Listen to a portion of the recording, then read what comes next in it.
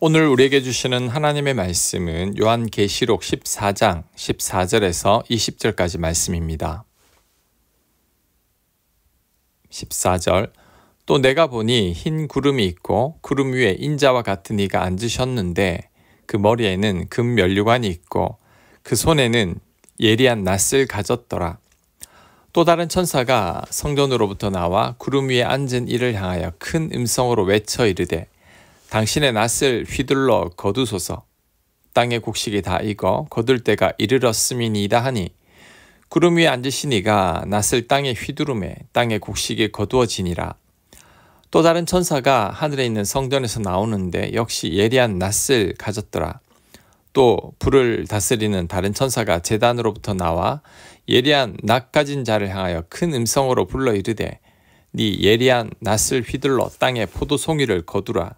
그 포도가 익었느니라 하더라.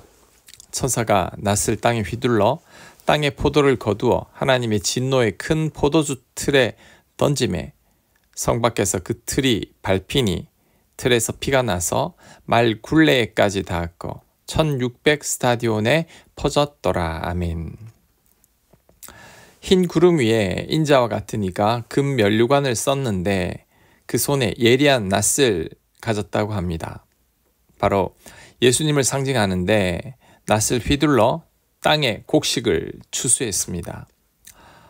또 다른 천사도 하늘에서 나왔는데 역시 예리한 낫을 가졌습니다.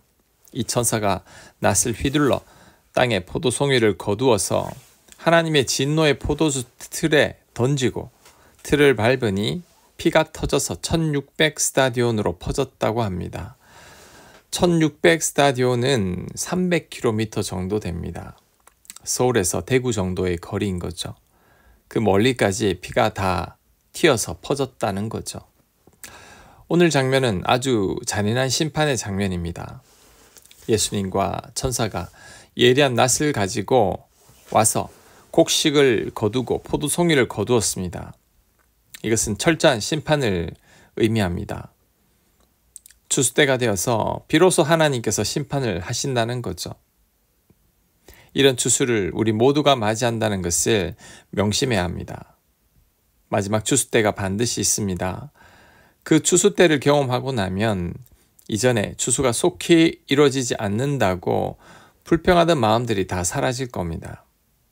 하나님의 심판이 너무나 철저하기 때문이죠. 악인들의 형통이 결코 복이 아님을 알게 될 것입니다. 왜냐하면 행한 대로 심판을 받기 때문이죠. 그 피가 300km나 퍼졌다는 것은 죄에 대한 철저한 심판이 이루어졌다는 것이죠. 차라리 심판이 속히 이루어지는 게 더 나을 뻔했습니다. 그랬다면 추수 때에 받을 진노를 더 쌓지는 않았을 것이기 때문이죠. 적당히 받으면 끝날 벌인데 당장에 받지 못했으니 벌들이 쌓인 거죠. 또한 벌이 없으니 담대하게 추가적인 죄를 더 짓게 되었고 그로 인해 벌들이 더 많이 쌓인 겁니다. 그래서 마지막 추수 때에는 엄청난 심판을 받게 되는 거죠. 로마서 2장 4절입니다. 혹 네가 하나님의 인자하심이 너를 인도하여 회개하게 하심을 알지 못하여 그의 인자하심과 용납하심과 길이 참으심이 풍성함을 멸시하느냐. 다만 네 고집과 회개하지 아니한 마음을 따라 진노의 날 곧 하나님의 의로우신 심판이 나타나는 그날에 이 말 진노를 너에게 쌓는도다. 아멘. 회개해야 할 때 회개하는 게 더 낫습니다. 회개의 기회를 놓치게 되면 죄를 더 많이 짓게 되고 그로 인해 진노가 더 쌓이게 되죠. 그러다가 마지막에 그 모든 심판들을 한꺼번에 다 받게 되는 거죠. 죄인이나 악인들에게 벌과 심판이 속히 이루어지지 않는 것 같습니까? 하나님께서 당장에 벌하지 않으심에 화가 납니까? 악인들이 형통한 것 같습니까? 원수 같은 자들이 빨리 망했으면 합니까? 절대 분노하거나 속상해할 필요가 없습니다. 오히려 당장의 벌과 심판이 없는 것이 더 큰 벌이고 더 큰 심판입니다. 회개할 기회를 놓쳐서 더 철저한 심판을 당하는 거죠.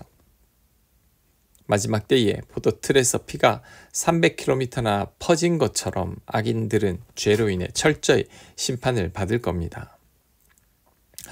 또한 우리도 조심해야 합니다. 나의 죄나 악으로 인해 당장에 하나님의 벌이 없다고 방심해서는 안 됩니다. 하나님은 나에게도 기다리고 계십니다. 하나님의 인자하심으로 내가 회개하기를 원하시며 잠잠히 기다리고 계시는 거죠. 우리는 하나님의 참으심을 멸시해서는 안 됩니다. 속히 회개하고 죄에서 돌아와야 합니다. 곡식이나 포도도 반드시 추수할 때가 있습니다. 마찬가지로 우리들의 삶도 추수할 때가 옵니다. 그때를 생각하며 우리들은 오늘도 믿음의 길을 걸어가야 할 겁니다. 쉽고 편한 길을 거절하고 거칠고 비좁아도 하나님께서 원하시는 길로 걸어가야 합니다. 그럴 때 추수 때 활짝 웃게 될 것입니다. 하나님의 칭찬과 상급을 받게 될 것입니다. 아멘. 기도합니다.